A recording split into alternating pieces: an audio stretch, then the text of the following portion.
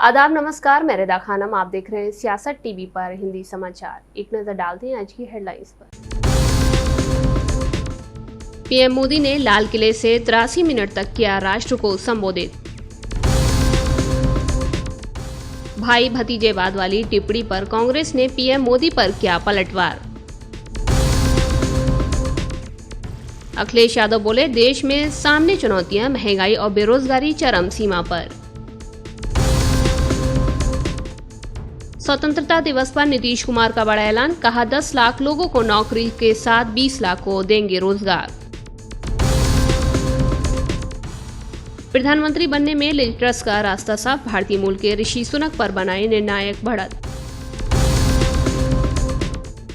सलमान रुश्दी पर हमले पर अमेरिकी उपराष्ट्रपति कमला हैरिस बोली, समाज में नफरत की कोई जगह नहीं है। अब समाचार विस्तार से।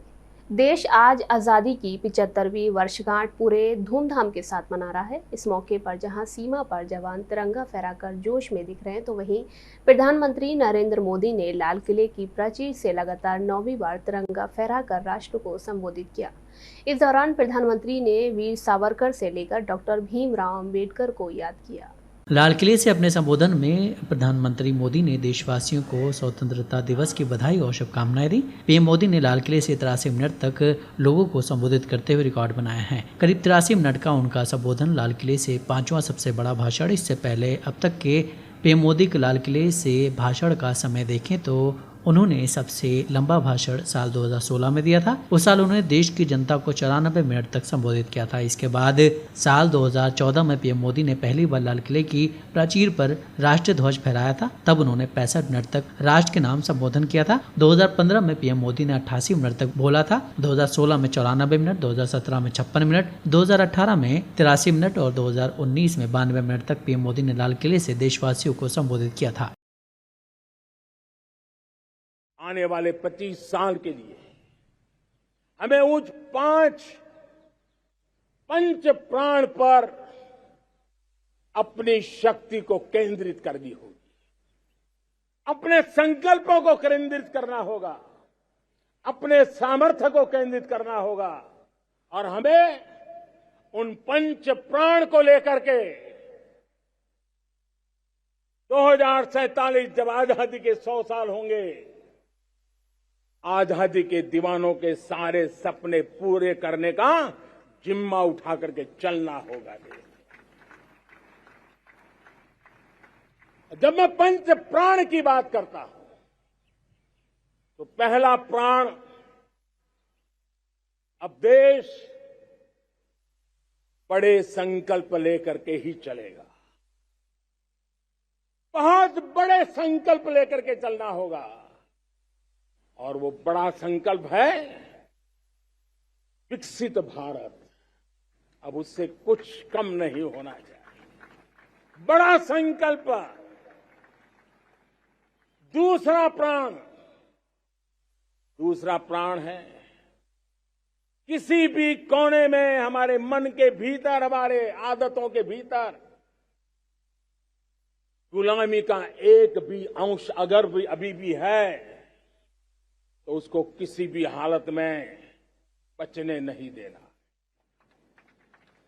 अब 100%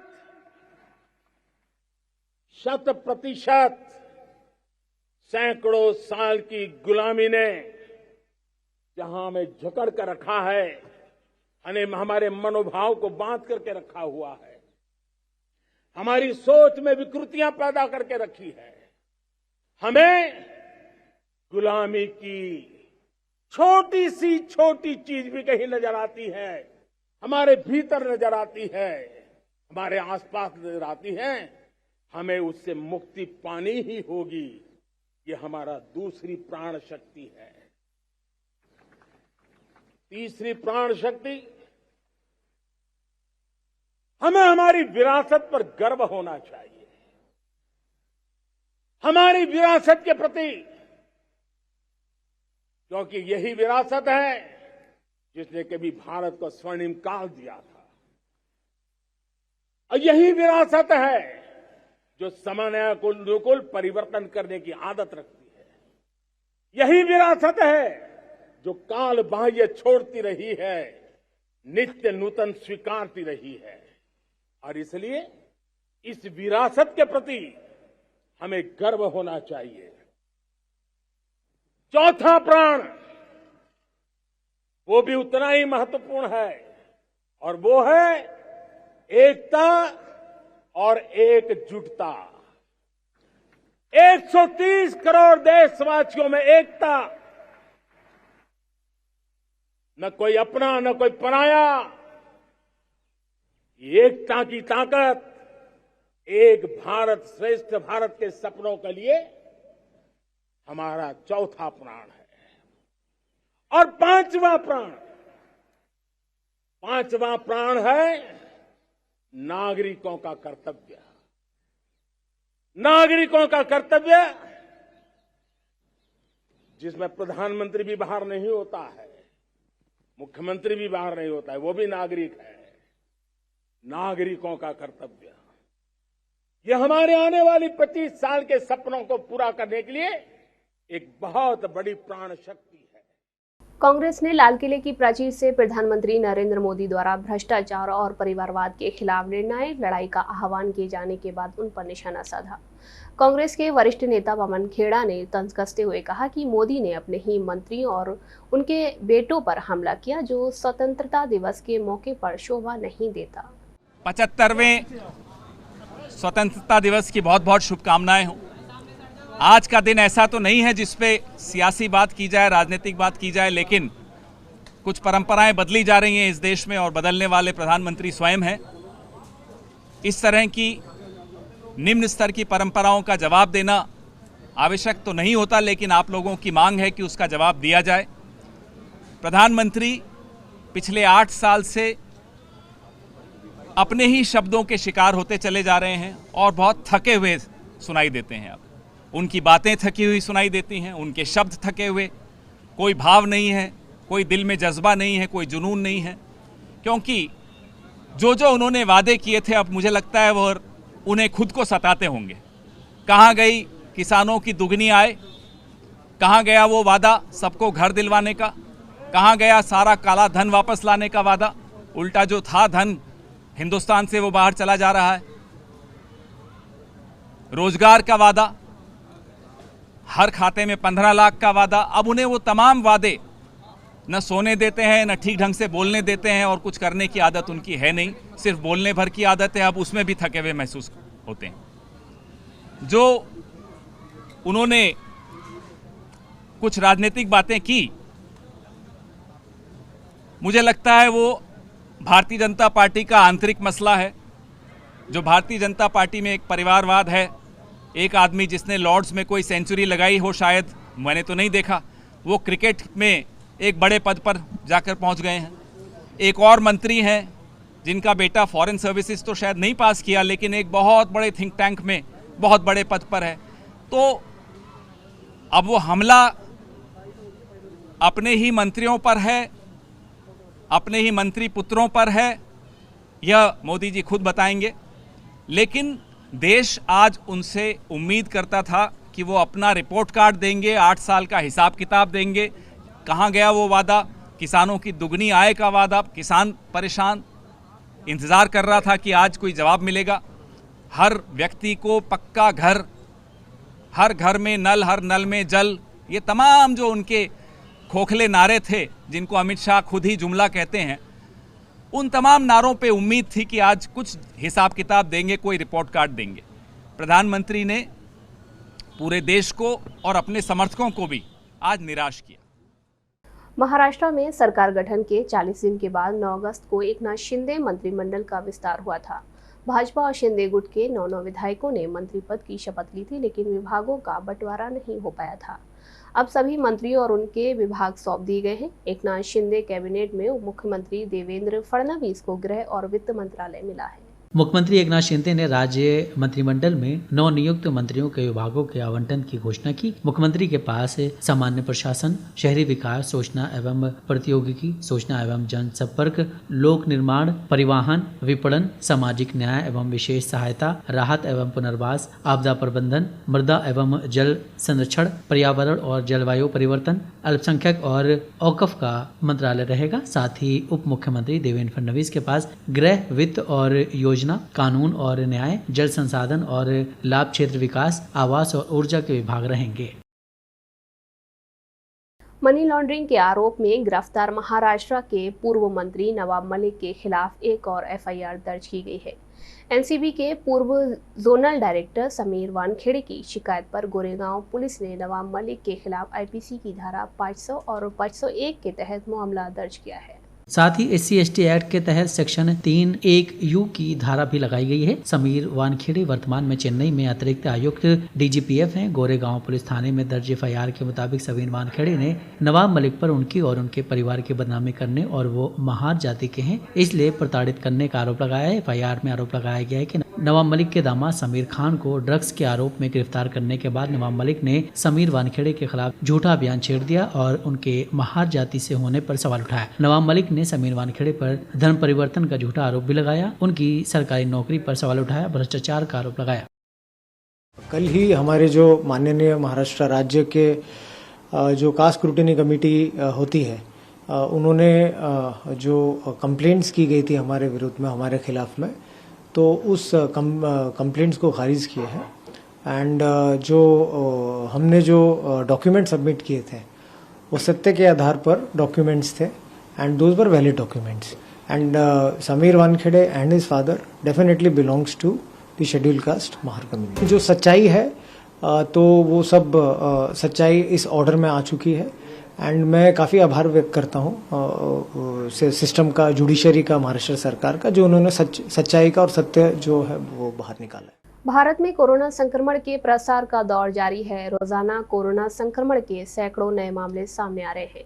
ताज़ा आंकड़ों को देखें तो देश में पिछले 24 घंटे में कोरोना के 14,917 नए केस सामने आए हैं। तो वहीं कोरोना के सक्रिय मामलों की बात करें तो उनकी संख्या 1,17,508 है। देश में फिलहाल वीकली पॉजिटिविटी रेट 4.65% है। वहीं 12 से 14 साल के बच्चों को 3.97 करोड़ से ज्यादा वैक्सीन के डोज लगाए जा चुके हैं। कोरोना वैक्सीनेशन ड्राइव के तहत देश में अब तक कोरोना वैक्सीन की 208.25 करोड़ डोज लगाई जा चुकी हैं। बीते 24 घंटों में कोरोना वैक्सीन की 25,50,276 खुराक दी गई हैं। विभागीय आंकड़ों को देखें तो पिछले 24 घंटों में 14,238 लोग ठीक हुए हैं, जिसके बाद ठीक हो चुके लोगों की कुल संख्या बढ़कर 4,36,23,804 हो गई है। वहीं कोरोना संक्रमण के प्रसार को रोकने और नए मरीजों को चिन्हित करने के लिए पिछले 24 घंटों में 1,98,271 टेस्ट किए गए, जिससे अब तक किए गए कुल टेस्ट का आंकड़ा बढ़कर 88.4 करोड़ पहुंच गया है। देश में संक्रमण से 32 लोगों की मौत होने से मरने वालों की संख्या 5,27,069 हो गई है। इन 32 मामलों में वो 4 लोग भी शामिल हैं। इनके नाम संक्रमण से मौत के आंकड़ों का पुनः मिलान करते हुए केरल ने संक्रमण से जान गंवाने वालों की सूची में डाले हैं।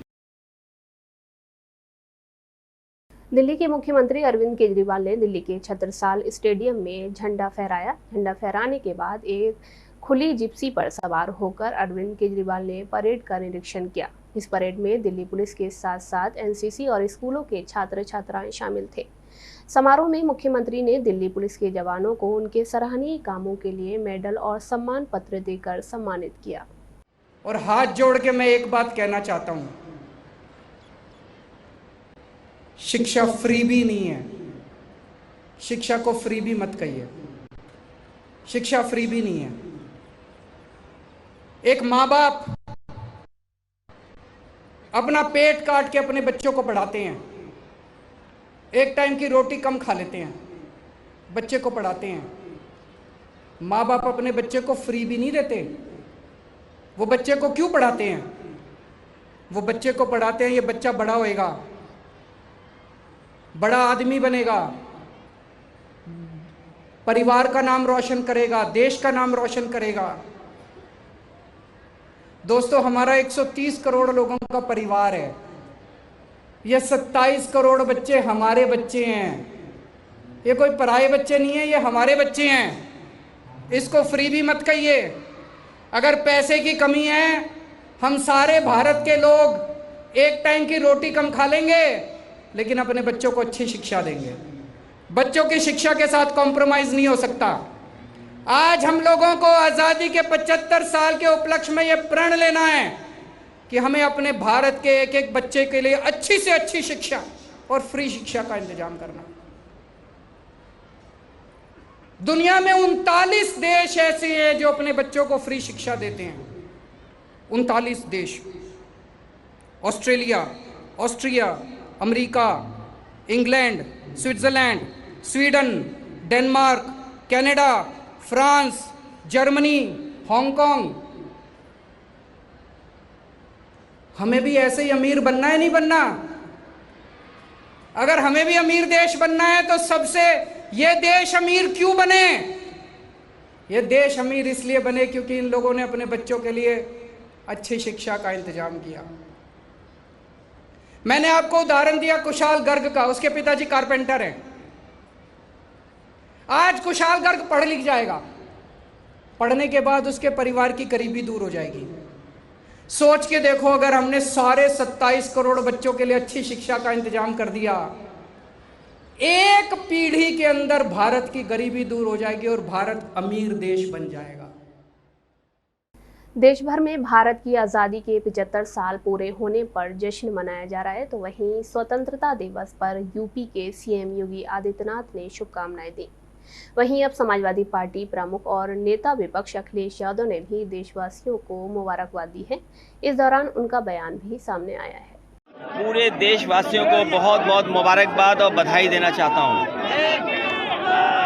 भारत की आज़ादी को लेकर के न जाने कितने लोग शहीद हुए, लोगों ने अपनी जान तक निछावर कर दी।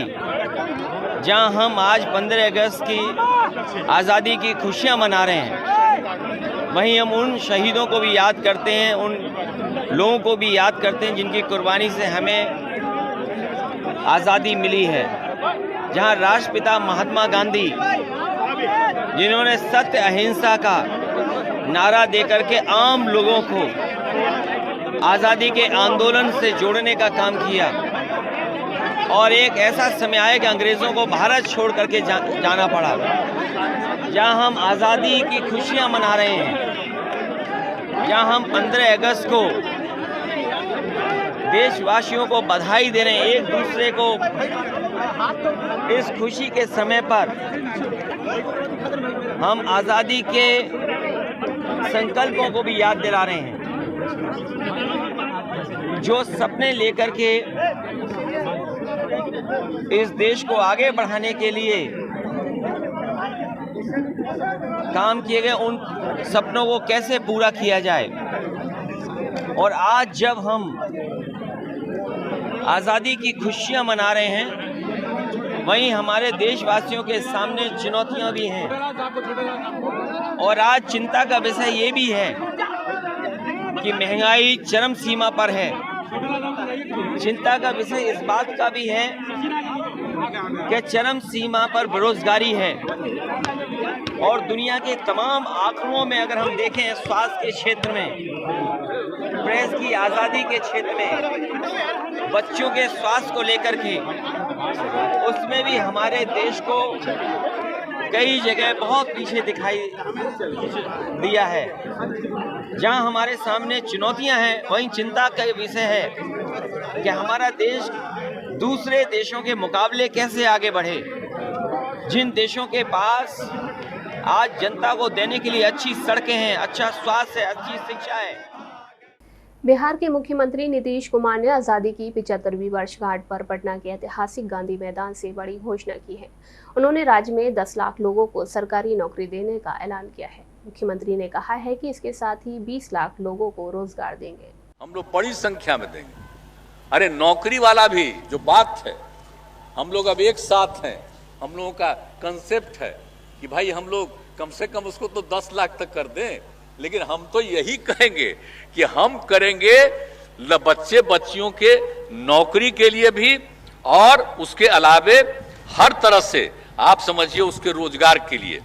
नौकरी और रोजगार दोनों का इंतजाम इतना करवाएंगे, सरकारी और सरकार के बाहर भी हर तरह से इतना ज्यादा काम बढ़ना चाहिए कि ये हो जाएगा। तो हम लोगों का मन तो है कि भाई इसको तो हम लोग 20 लाख तक पहुंचाएं।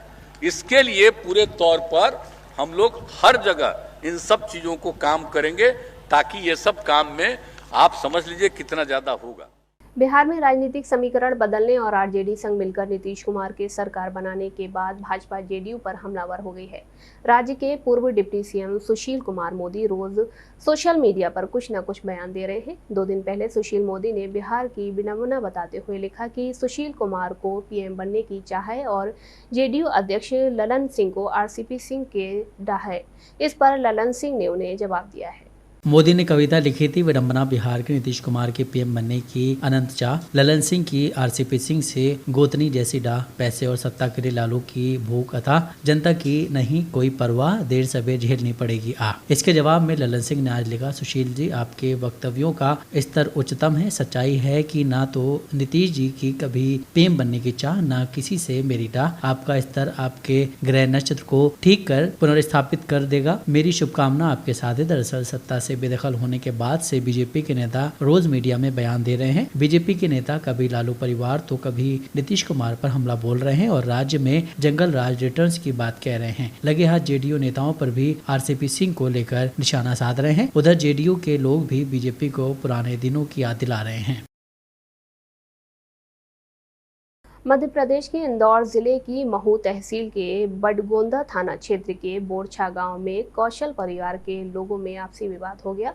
देखते ही देखते ये विवाद इतना बढ़ गया कि इसमें एक पक्ष ने भीड़ में आकर बम फोड़ दिया, जिसमें एक व्यक्ति की मौत हो गई तो 15 लोग घायल हो गए हैं। यहाँ बेरछा गांव में आपसी विवाद को लेकर कौशल परिवार से सुनील कौशल व दिनेश कौशल किसी बात को लेकर विवाद कर रहे थे। इस दौरान यहाँ पर एक पक्ष से कोई बम लेकर आया और भीड़ में बम फोड़ दिया, जिससे बम के छर्रे लगने से 15 लोग घायल हो गए हैं। इसमें कपिल, वैभव, गौतम, नवीन, भूरू सिंह, महेंद्र, विपिन, गोपाल, विवेक, दिनेश व सुनीता घायल हैं। इसमें वैभव, जितेंद्र सहित 4 गंभीर रूप से घायल हो गए हैं, जिसके बाद सभी घायलों को मध्य भारत अस्पताल लाया गया है। सूचना मिलते ही एसडीएम अक्षय जैन, पुलिस ग्रामीण अधीक्षक भगवत सिंह विरदे, एसएसपी शशिकांत कनके, तहसीलदार अभिषेक शर्मा आदि अस्पताल पहुंच गए हैं।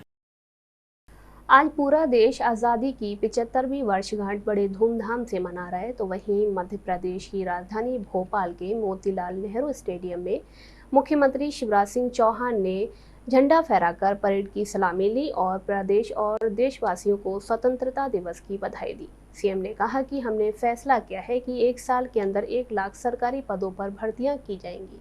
बहुत बेहतर ढंग से काम करने का प्रयास कर रही है।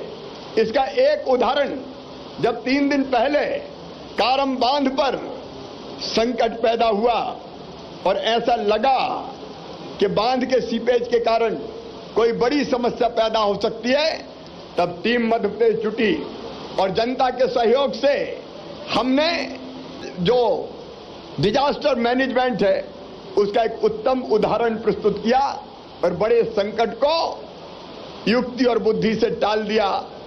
मैं दोनों तरह की चीजें, एक, मैं टीम मध्य प्रदेश को बधाई देता हूं, लेकिन मुझे वो पोकलैन मशीन जो थी, जो बांध से रास्ता बनाने के लिए लगातार काम कर रही थी, उनके चालकों को, ऑपरेटर्स को, ड्राइवर्स को नहीं भूल सकता।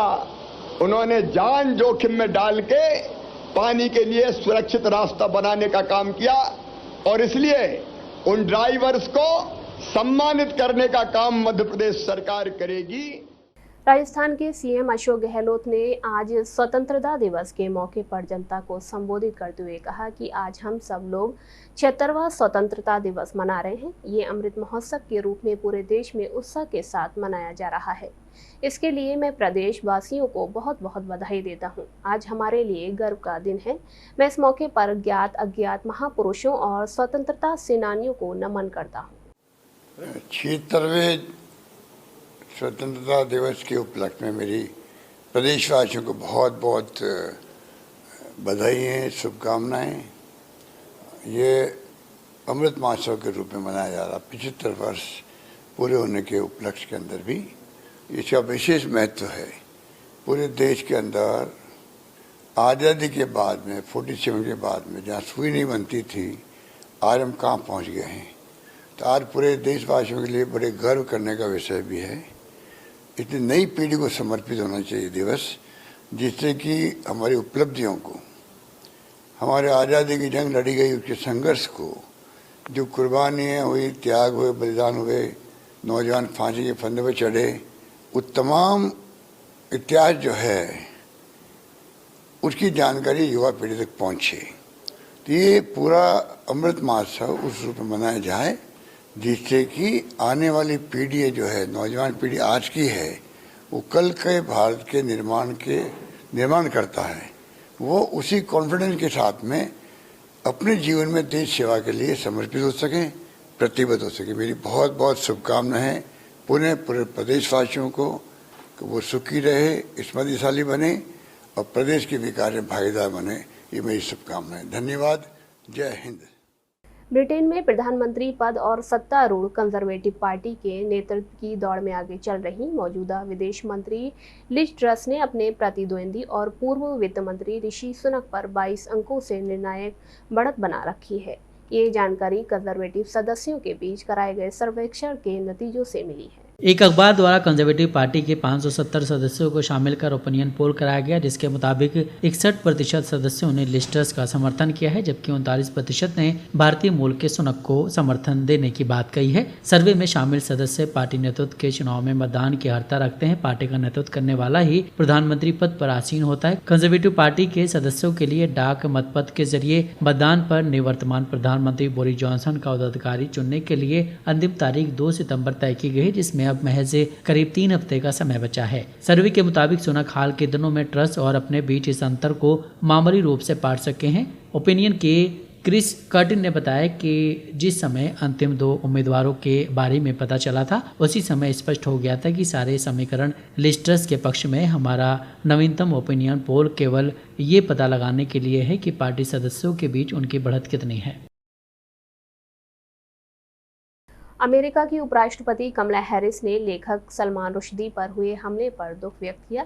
हैरिस ने कहा कि लोगों को बिना किसी डर के विचारों को साझा करने में सक्षम होना चाहिए और हिंसा और नफरत की समाज में कोई जगह नहीं है।